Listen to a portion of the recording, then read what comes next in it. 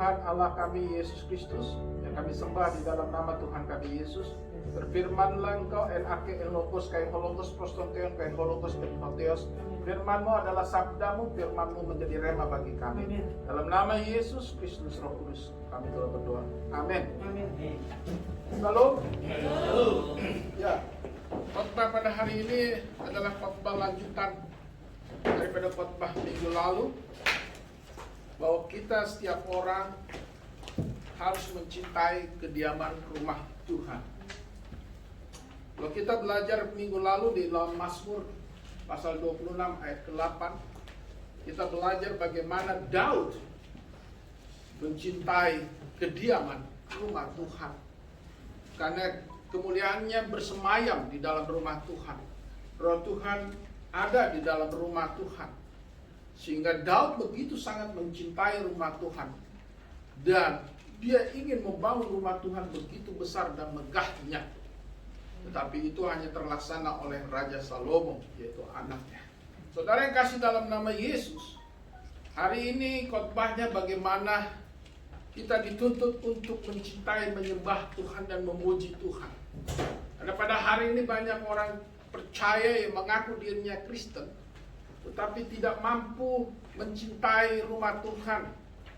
Ya, kita akan baca Wahyu pasal 4. Sebelum saya akan melanjutkan, Wahyu pasal 4 ayat 1 sampai 11, tetapi intinya adalah di ayat ke-9. Wahyu pasal 4 ayatnya ke-1 sampai 11. Jika saudara sudah menemuinya, mari kita bangkit berdiri. Wahyu pasal 4 ayat 1 sampai 11, tapi menjadi temanya adalah ayat 9 dan 10. Ayat 9 dan ayat 10 yang menjadi tema pada hari ini, yaitu senang dengan pujian dan penyembahan. Saya akan bacakan ayat 1, saudara baca ayat 2. Ke-24 tua-tua dan keempat binatang. Kemudian daripada itu aku melihat sesungguhnya sebuah pintu terbuka di sorga, dan suara yang dahulu yang telah kudengar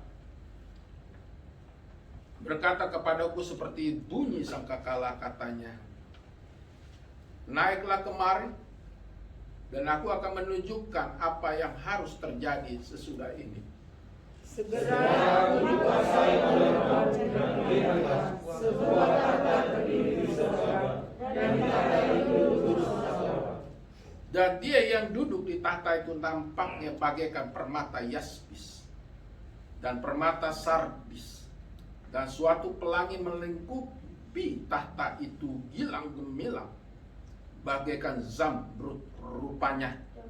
Dan sekeliling tahta itu ada 24 tahta, dan di tahta itu duduk 24 tua-tua yang memakai pakaian putih dan mahkota emas di kepala mereka.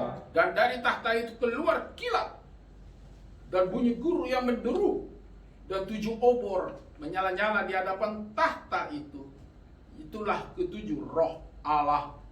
Dan di hadapan tahta itu ada lautan kaca bagaikan kristal. Di tengah-tengah tahta itu dan di sekelilingnya ada 4 makhluk penuh dengan mata, di sebelah muka dan di sebelah belakang. Adapun makhluk yang pertama sama seperti singa, dan makhluk yang kedua sama seperti anak lembu, dan makhluk yang ketiga mempunyai muka seperti muka manusia, dan makhluk yang keempat sama seperti burung nasar yang sedang terbang. Dan keempat makhluk itu masing-masing bersayap 6, sekelilingnya dan di sebelah dalamnya penuh dengan mata, dan dengan bidadari yang mereka berseru siang dan malam, Kudus, kudus, kuduslah Tuhan Allah yang Maha Kuasa, yang sudah ada dan yang ada dan yang akan datang. Dan setiap kali makhluk itu mempersembahkan puji-pujian dan hormat dan ucapan syukur kepada Dia yang duduk di atas tahta itu yang hidup sampai selama-lamanya.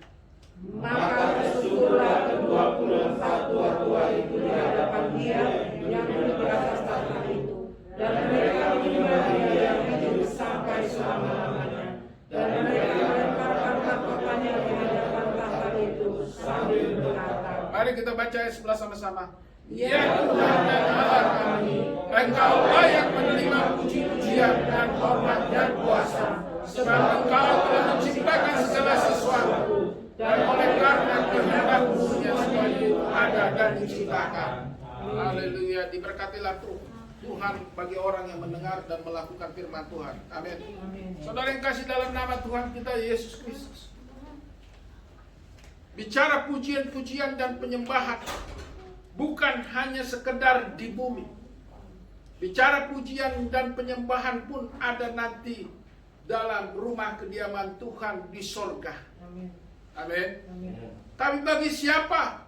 Persoalannya bagi siapa orang yang suka dengan pujian dan penyembahan? Bagi siapa orang yang duduk layak menyembah Tuhan? Tidak semua orang layak untuk duduk memuji menyembah Tuhan. Di ayat pertama dikatakan, kemudian daripada itu aku melihat sesungguhnya sebuah pintu terbuka di sorga. Dan suara dahulu yang telah kudengar berkata kepadaku seperti bunyi sangkakala. Kedua sangkakala. Naiklah kemari dan aku akan menunjukkan kepadamu apa yang harus terjadi sesudah ini. Saudara yang kasih dalam nama Yesus, yang pantas duduk menyembah, memuji dan menyembah Tuhan adalah orang-orang yang masuk di dalam pintu surga. Orang-orang yang akan diangkat dalam awan-awan kemuliaannya. Bukan orang yang tinggal di bumi. Sekali lagi, bukan orang yang tertinggal di bumi. Tapi bagi orang yang ada di dalam awan-awan kemuliaan. Orang-orang yang masuk dalam hitungan dipilih Tuhan untuk diangkat, rapture. Itu syarat yang pertama.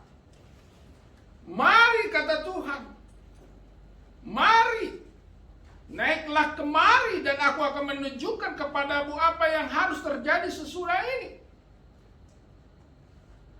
Sebelumnya ada pengangkatan dengan suara yang dahulu telah kudengar berkata kepadaku seperti bunyi sangkakala. Ini belum akhir zaman. Kita baru menjelang akhir zaman. Sekali lagi, ini belum akhir zaman, saudara. Ini baru persiapan menjelang akhir zaman. Bersiap-siaplah, saudara. Bersiap-siap, berjaga-jaga. Seperti di dalam 1 Tesalonika 5. Berjaga-jagalah engkau. Karena kita nggak tahu kedatangan Tuhan yang kedua kali. Kita nggak tahu nanti rapture kapan atau pengangkatan. Apakah kita menjadi manusia pilihan Tuhan yang diangkat dalam awan kemuliaan? Itu yang menjadi persoalan pokok menjadi orang percaya. Itu yang menjadi utama dalam kehidupan orang Kristen sesungguhnya. Bukan kebanggaan status dunia. Bukan kebanggaan profesi jabatan dunia.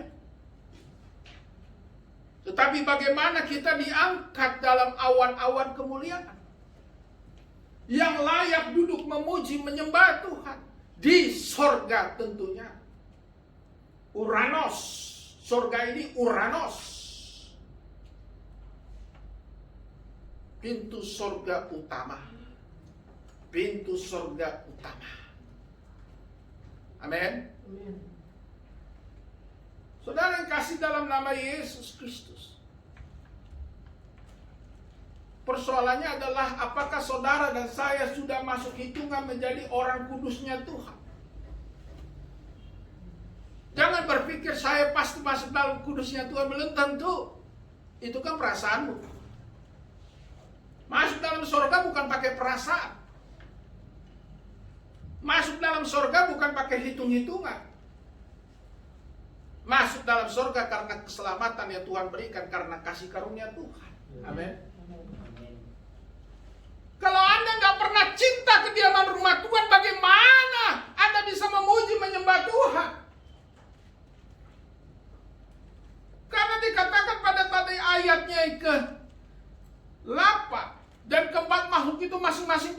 ayat 6 sekelilingnya dan sebelahnya, di dalamnya penuh dengan mata dan tidak henti-hentinya mereka berseru siang malam, Kados, Kados, Yehova Sabaoth. Kudus, kuduslah Tuhan yang Maha Kuasa yang sudah ada dan yang akan datang. Kados, Kados, Yehova Sabaoth. Hagios, Hagios, Kurios, Tutios, Yeshua Hamasya. Uranos. Saudara yang kasih dalam nama Yesus. Berapa orang yang selalu memuji Tuhan, kudus, kuduslah Tuhan. Dan ayat 9 dikatakan, dan setiap kali makhluk itu mempersembahkan puji-pujian dan hormat dan ucapan syukur kepada Dia yang duduk di atas tahta itu dan yang hidup sampai selama-lamanya. Ada 3 bagian mempersembahkan puji-pujian, hormat, dan ucapan syukur. Halo. Persoalannya berapa orang Kristen yang sudah melakukan, sering, senang melakukan puji-pujian kepada Tuhan. Jika hidup di dunia aja gak senang memuji Tuhan, jangankan memuji Tuhan, datang ke rumah Tuhan aja gak mau.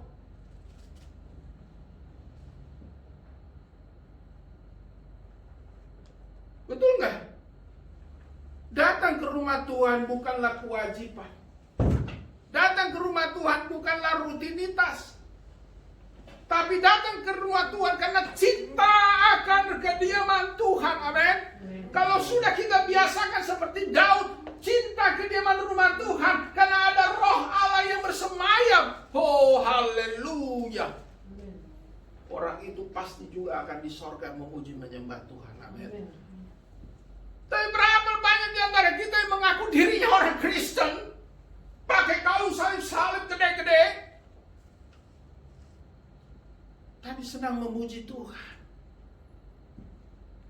Anak-anak Kristen sekarang ini, anak-anak, remaja, pemuda lebih senang lagu duniawi daripada lagu Tuhan.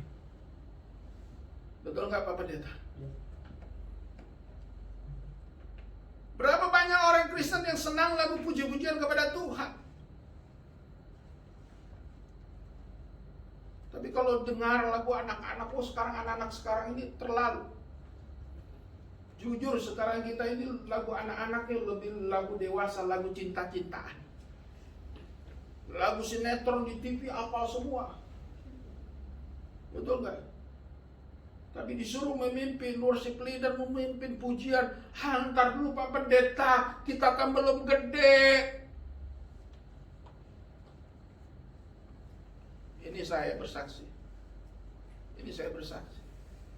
Waktu saya jadi pemuda HKBP Ramak, saya pernah memimpin pujian penyembahan. Saya pernah jadi WL di gereja yang besar dengan banyak jiwa.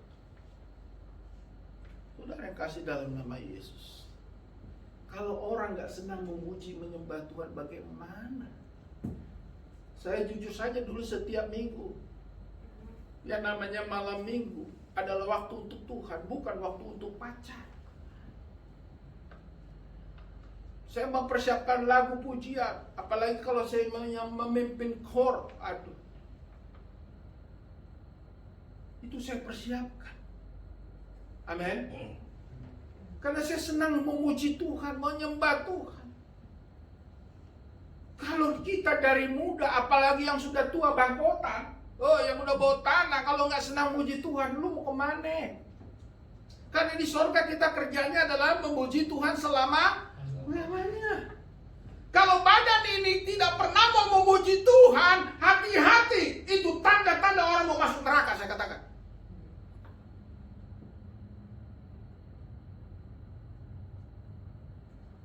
Amin. Saya memperingatkan hati-hati kalau badan ini sudah malas, jujur aja kayak menara doa. Orang kalau sudah malas menara doa, orang enggan datang ke menara doa, itu tanda-tanda orang itu mau masuk neraka, saya katakan. Karena dia nggak senang memuji Tuhan, dia nggak senang rumah Tuhan. Dia datang ke rumah Tuhan untuk dapat berkat aja.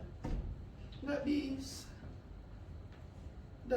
Itu Kita kebanyakan gereja-gereja franchise, katakan. Gereja-gereja franchise kayak seperti waralaba. Itu hanya ibadah hari Minggu, tumpang tangan, sudah selesai pulang. Tidak diajar jemaat untuk cinta kepada kediaman rumah Tuhan. Gereja hanya celebration. No. Gereja adalah bicara firman. Bicara ketundukan hati. Amin. Mencintai Tuhan itu jauh lebih penting daripada mencintai ingin mendapat berkat. Itu bahaya zaman sekarang ini, zaman post modern. Kata dosen mahasiswa di sini. Amin. Yang kedua, dan hormat. Aduh, ini pun zaman sekarang orang sudah dekadensi moral. Untuk menghormati, di sini katakan menghormati. Hois. Saya katakan, oi, hormati Tuhan. Bagaimana kau menghormati Tuhan? Orang tua pun kau tidak hormati.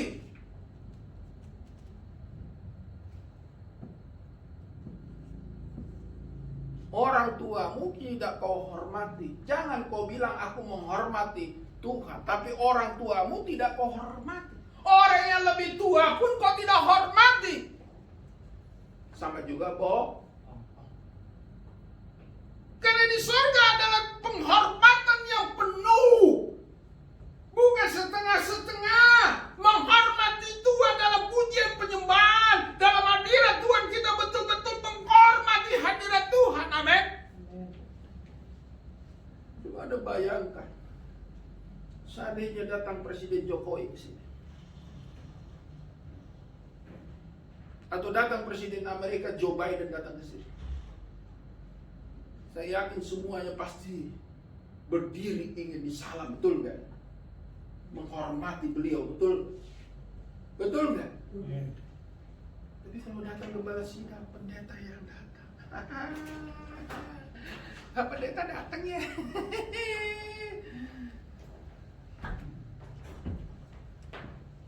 Bagaimana saudara mau masuk surga kalau kita sudah tidak melatih orang yang pantas kita hormati? Amin. Siapa yang kita pantas kita hormati di dunia ini? Manusia di dunia ini gagal. Betul nggak? Termasuk orang Kristen. Coba kalau yang datang, dia punya status, merek, mobil yang keren. Selamat pagi Pak, selamat siang Bu. Kalau datang Pak Pendeta Arthur misalnya, Pak, ya udah duduk aja Pak.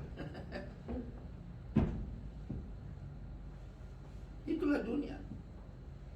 Coba di gereja juga begitu, tapi puji Tuhan gereja kami tidak seperti itu. Coba gereja-gereja besar, dan nggak boleh duduk sini Pak. Ini nanti Bapak Menko di sini duduknya. Ini kenyataan, saya bilang apa adanya loh.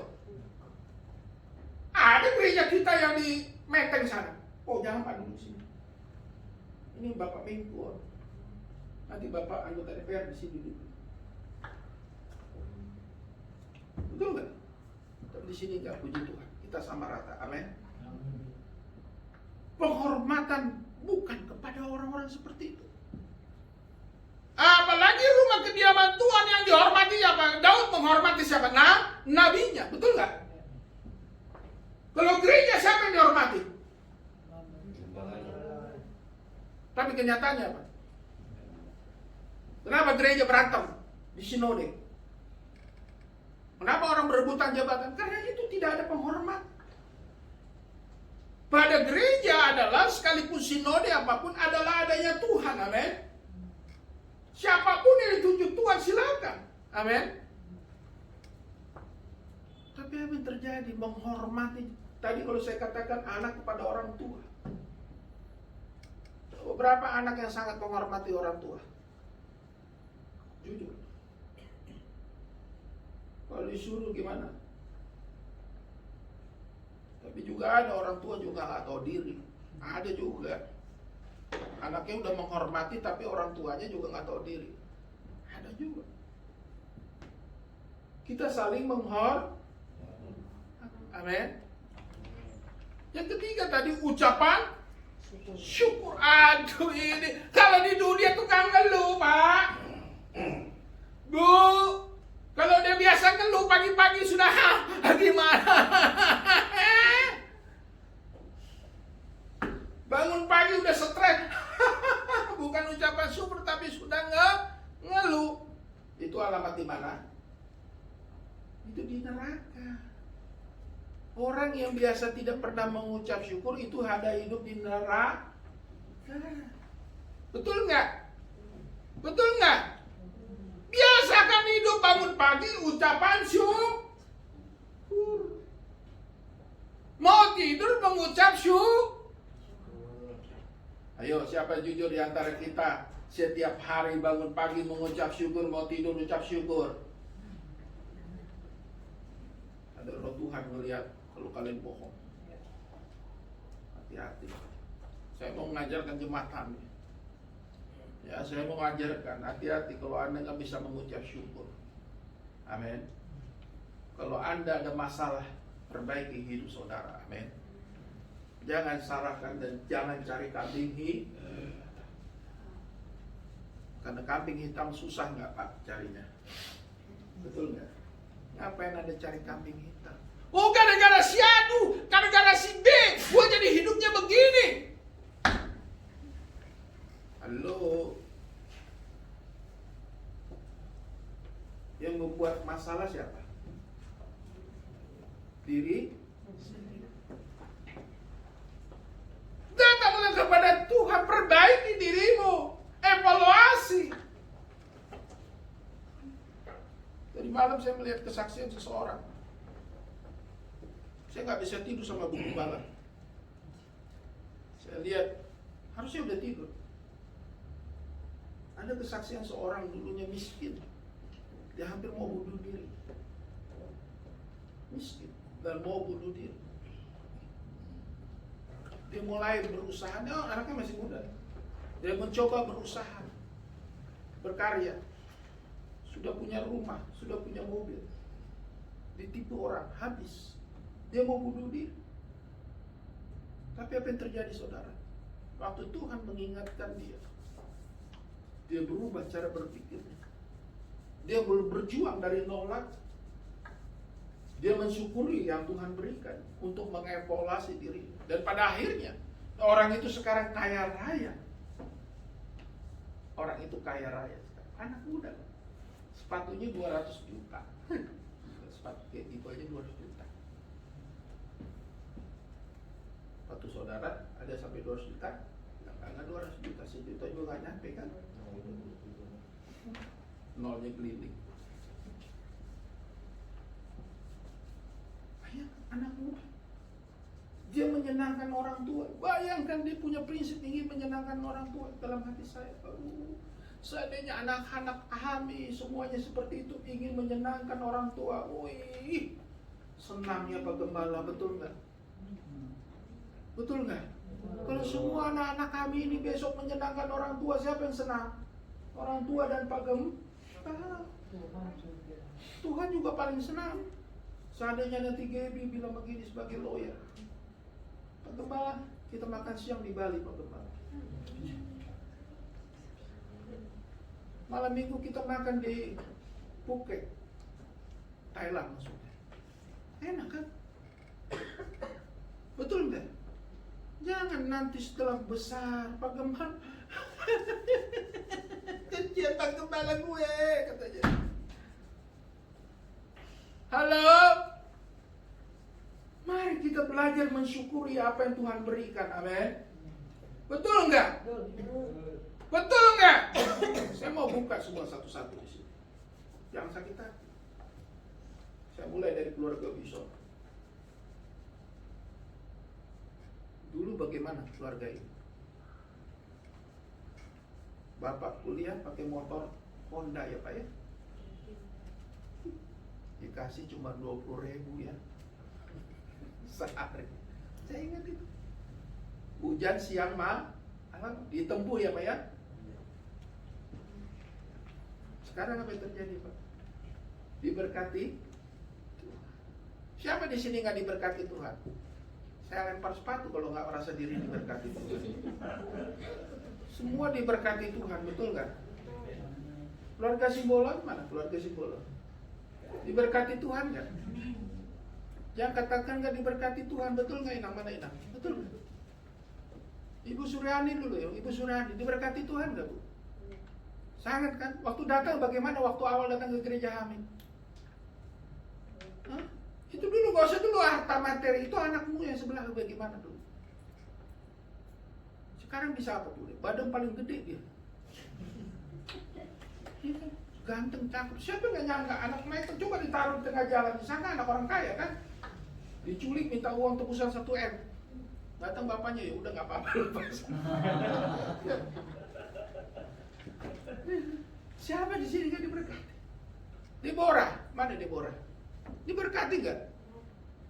Ya, dulu kamarnya berapa? Di situ kamar, di situ tempat jualan, di situ salon, di situ apa lagi? Siapa kan? Jangankan motor, ya kan? Semua di kita diberkati nggak di sini? Amin. Jadi ya pantas nggak kita mengucap syukur? Sudah pantas nggak kita mengucap syukur? Sangat pantas Pak Pendeta. Itu dijawabnya aja. Pantas nggak ya? Pantas. Jangan begitu. Sudah pantas kita mengucap syukur. Jadi kalau kita mengeluh berarti apa namanya? Nggak tahu diri. Kalau kita nggak tahu mengucap syukur berarti manusia itu tidak tahu. Ini latihan di bumi. Gimana di sorga kita bilang mengucap syukur kalau di bumi nggak pernah mengucap syukur, betul nggak? Kok nggak dijawab sih? Amin. Mari kita belajar mengucap syukur. Bangun pagi, Dewi, kita mengucap syukur. Deborah, Vero mengucap syukur. Dulu saya ingat, ini bersaksi sedikit. Saya ingat dulu Deborah datang ke sini. Pulang sekolah dia datang sini. Apa dia masih kecil? Kenapa nak? Kenapa? Bapak jadi tukang kue, katanya. Hah? Kenapa, Dep? Ya diledeki di sekolah, tukang kue, anak tukang kue lu, katanya. Jadi kamu malu lihat bapakmu tukang kue. Kalau bapakmu pintar sudah jadi menteri, kamu nggak tinggal di pasar pocong, saya bilang. Jadi saya sadarkan. Kita mengucap syukur. Amin. Akhirnya apa Deborah sekarang? Paling sayang sama bapaknya. Terima kasih Pak. Kau sudah jual kue sehingga aku bisa sekolah. Ini dulu Deborah. Kita belajar mengucap syukur. Betul nggak Gaby ya? Pilih Abel mengucap syukur. Bapak kan lawyer. Kadang ada, kadang Kalau nggak ada klien kita makan nasi telur juga mengucap syukur. Amin. Kita mengucap syukur. Jangan mengeluh. Amin. Kalau nggak ada kita berdoa. Jangan dikit. Gimana nih? Ampun deh, jemaat Tuhan kalau begini terus. Jangankan Tuhan, gembalanya juga stres. Tuhan juga bilang, aduh Tuhan ya anakku, kemarin lo gua kasih uang duit lu kemanain. Kemarin gua udah kasih rezeki besar ratusan juta, uangnya lu kemanain. Betul nggak? Kita mengucap syukur bahwa Tuhan sudah merajut hidup kita. Amin. Apapun yang terjadi kita mengucap syukur. Karena dalam firman Tuhan mengucap syukurlah dalam segala bohong. Kita banyak suka bohong. Katanya mengucap syukur dalam, tapi kenyataannya bohong. Gimana mau masuk surga? Kita bisa mengucap syukur Tuhan. Yang kecil-kecil, setia perkara kecil, nggak pernah setia. Ada orang dapat uang 1.500.000 tuh, yang nggak, aduh, ya, maunya dapat 1 M kali, baru dia bicara mengucap syukur. Pernah ada orang yang seperti itu di sini? Pernah. Dikasih 500, dikasih 1 juta. Yang ngasih dipikir bahwa dia dianggap bakti sosial kali. Gak boleh begitu, betul gak? Orang ngasih 50.000, 10.000 kita mengucap syukur, amin. Jangan kalau udah besar, dia ngasih. Ada dia yang selalu perhatiin, yang doakan, aduh, gak mengucap syukur. Ada orang seperti itu, ada. Makanya saya katakan, lihat makhluk-makhluk itu mempersembahkan puji-pujian dan hormat dan ucapan syukur. Makanya di gereja ini kalau nggak bisa kasih +10 minimal ucapan syukur. Merasa bahwa saya sudah diberkati Tuhan, udah dapat Tuhan masuk kantong pujinya aja. Namanya orang merki. Tahu orang merki? Pelit. Ya. Atau orang Malaysia kedekut. Orang yang kedekut nggak masuk sor. Tahu kedekut, pelit. Ya. Makanya di gereja ini kalau nggak belajarlah mempersembahkan syukur. Amin. Belajar. Bilang sama kiri kanan, kamu belajar bersyukur ya. Bilang kiri kanan. Jangan suka mengeluh, dikit-dikit. Aduh Tuhan, mengapa begini, mengapa begitu? Aduh, kita dikasih akal, berpikirlah, amin. Lu begitu kenapa? Cari jalan keluar. Jangankan kamu, saya pendeta tadi malam berpikir nggak bisa tidur saya, sampai jam 1:30. Apa yang harus kulakukan Tuhan? Apa yang aku lakukan? Terobosan, the breakthrough. Amin. Ambil terobosan. Apa yang kita punya mampu, aku berpikir aku bisa ini, bisa itu, bisa ini, ya kita lakukan lah. Amin. Apa yang Tuhan sudah berikan talents, Tuhan berikan gift, mari kita lakukan gift yang Tuhan berikan, amin.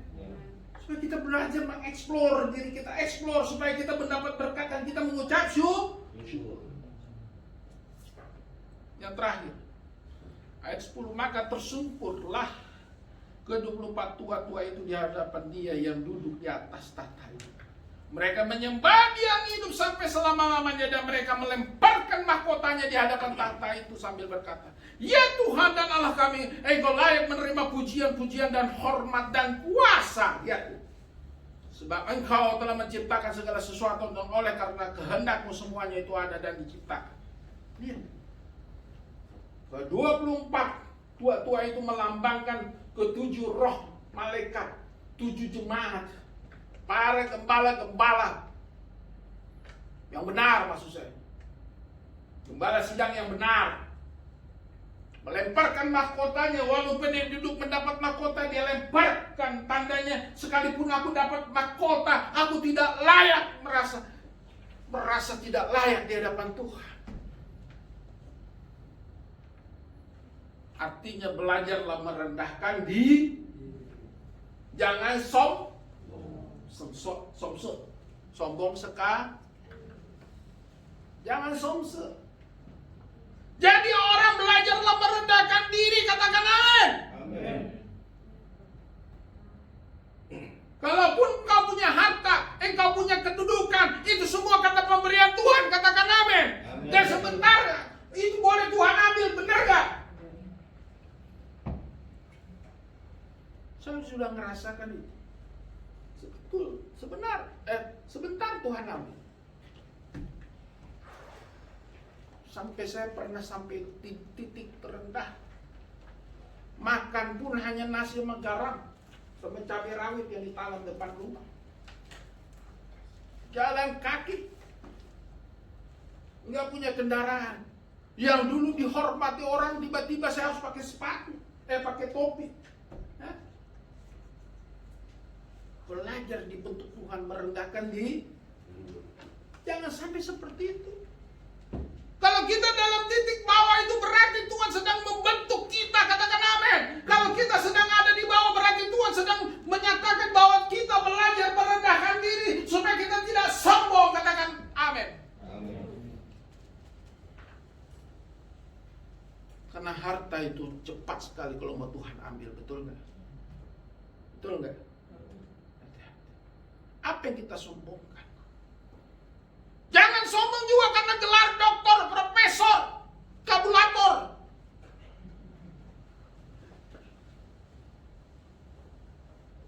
Sekalipun saya seorang profesor, saya nggak merasa bangga dengan profesor saya. Saya masih kurang pengetahuan saya, masih banyak yang harus saya pelajari. Semakin kita tinggi ilmu kita, semakin kita menunduk padi, Orang kalau semakin profesor, dia nggak, semakin banyak yang dia tidak tahu. Ini belum profesor. Ini temannya si Penta nih, kakaknya dia. Belum profesor, baru STH, baru belajar MTH. Udah begini dagunya. Saya pikir dokter. Tahu baru STH, itu pun STH-nya lulus kasih karunya. Ya Tuhan, dalam hati saya. Baru STH tuh. STH itu belum apa-apa, saudara. Dokter juga belum apa-apa di hadapan Tuhan. Ngapain kita sombongkan, betul nggak? Ini kalau udah dokter begini jalannya. Itu ada kakaknya si Penta. Sampai saya tanya teman saya, itu gelarnya apa sih? Udah dokter ya? Kenapa Pak Pendeta? Pak Tuhan, ini gayanya kayak seperti dokter. STH itu pun juga lulus kasih karunia. Aduh Tuhan, penampilan gayanya botasnya, pakatan tenteng. Itu temannya Penta. Satu kamar ya.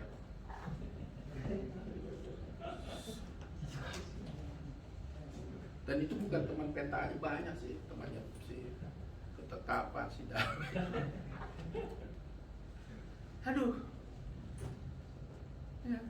Baru-baru ini pendeta besar kan, pendeta besar yang merasa dirinya besar kan, ditampar dengan pendeta jalanan kan. Lihat kan di YouTube, rame kan, ditampar oleh pendeta yang dari Kalimantan itu, pendeta jalanan. Ya. Bayangkan coba, nggak usah merasa diri paling besar, nggak usah merasa teologinya paling benar, betul nggak? Ditampar. Kita ini belajar merendahkan di sorga nggak bisa bilang begini, gue yang patas karena gue waktu itu gue ketua sinode, gue yang patas karena dulu gue dapat profesor doktor.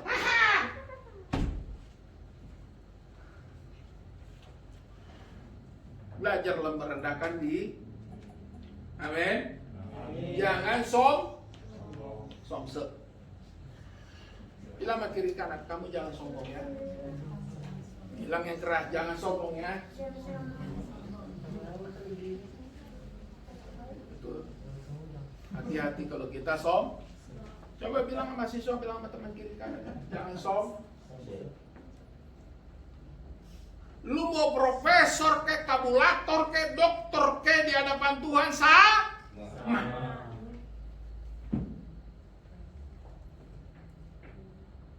Betul nggak? Jangan merasa dirinya paling hebat. Amin. Biasa-biasa amin. Kalaupun Tuhan berkati itu karena Tuhan memberkati kita. Amin. Amin. Jadilah kita kalaupun kita dokter seperti saya, profesor, kabulator, ilmunya dibagikan, itu jadi berkat bagi banyak orang, betul nggak? Bagikan ilmu. Bukan cari uang. Ya, bukan cari uang. Karena juga banyak pendeta cari uang, betul nggak? Tiap hari dia dipaksa, bikin ini, tampil dapat. Supaya dapat uang dari YouTube, masukin terus tiap hari, udah nggak murni lagi tuh pelayanannya. Ini kan untuk memberkati, amin.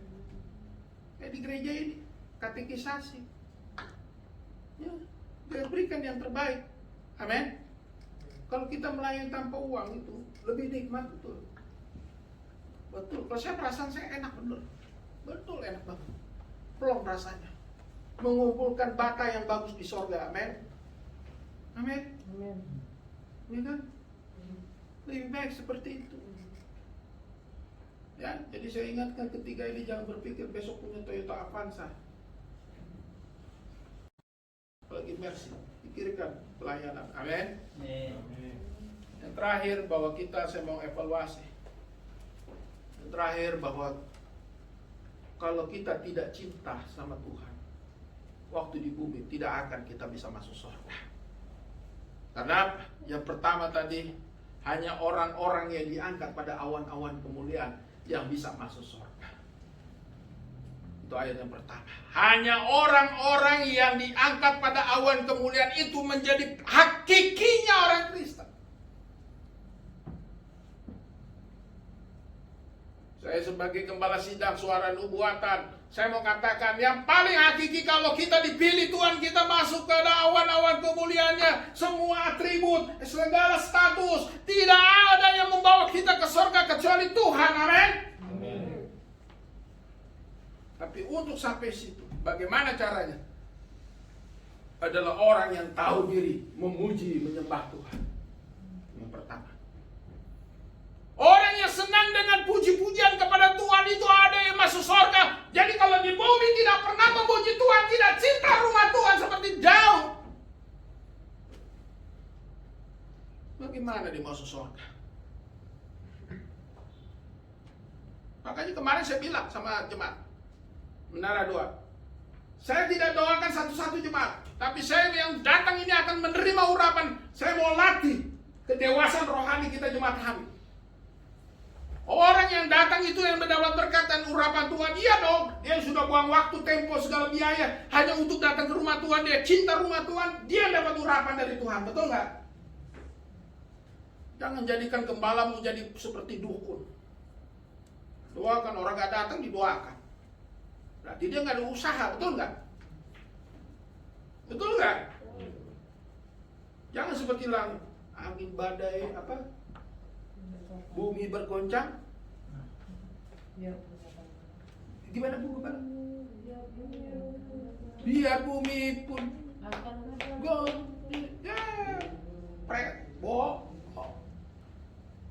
baru hujan doang kagak ada.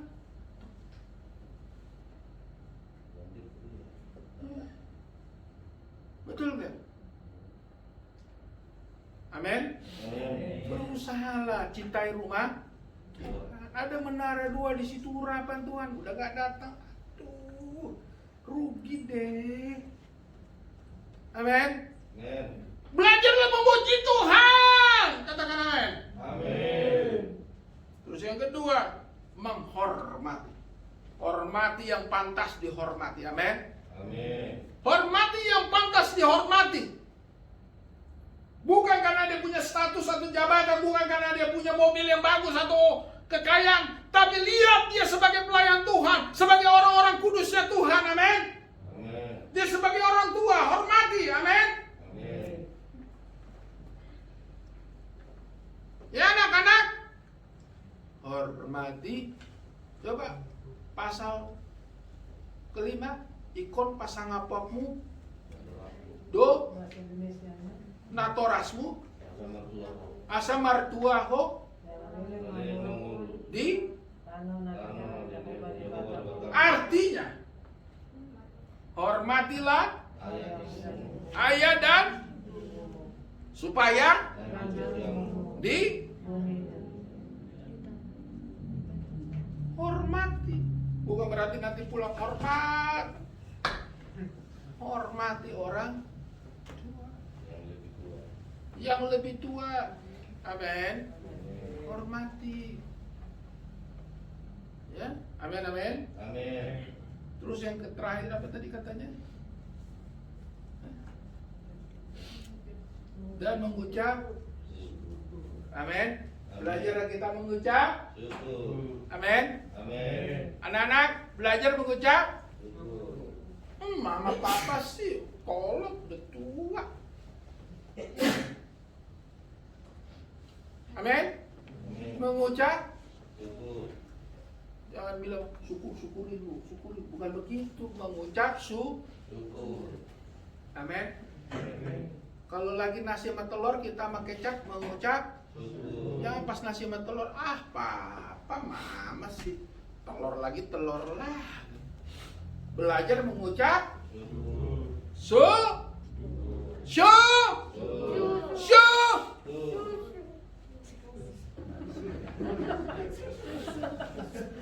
Belajar mengucap syukur. Amin. Jangan suka menggeru, jangan suka jangan suka gimana nih? Jangan gitu ya. Mari kita belajar berpikir, kenapa gue begini? Cari terobosan. Amin. Yang terakhir, jangan jangan sombong sekali. Ya. Orang-orang tua itu hamba Tuhan itu sampai melemparkan mahkotanya. Dia tidak layak menerima mahkota itu. Tandanya apa? Belajar kita merendahkan diri. Emang siapa lu? Kita seperti dalam Yakobus seperti uap saja yang seperti sebentar saja lenyap. Selesailah sudah. Mari kita berdoa. Mari kita berdoa. Terima kasih Tuhan, Kau Allah yang luar biasa. Firman-Mu menguatkan kami untuk melakukan firman-Mu. Jadikan kami orang-orang yang senang dengan pujian dan senang cinta kediaman rumah Tuhan. Ajar kami untuk menghormati orang yang pantas kami hormati. Ajar kami untuk selalu berucap syukur ya Tuhan. Oh Tuhan, begitu baiknya kasih karunia. Dan ajar kami untuk belajar merendahkan diri, bahwa kami semua di hadapan Tuhan hanya Tuhan yang pantas dihormati dan dipuji dan dimuliakan. Terpujilah Engkau Tuhan kami Yesus Kristus. Amin.